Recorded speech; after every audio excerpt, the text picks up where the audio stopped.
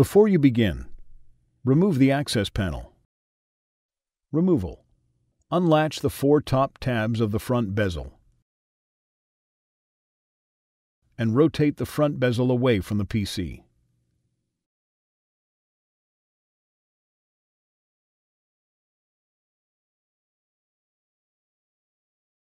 Some units will have a dust filter bezel attached to the main bezel.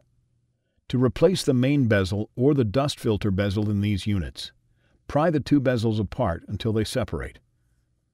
Remove the front bezel from the unit. Replacement.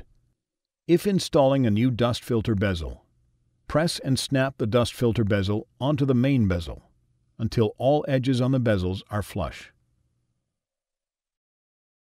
The front bezel has 4 tabs with cutouts on the top that fit over small metal tabs on the PC.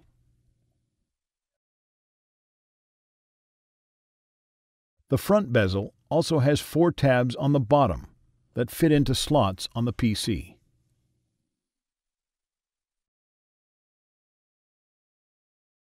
To replace the front bezel, align the tabs on the bottom side of the front bezel into their slots on the PC.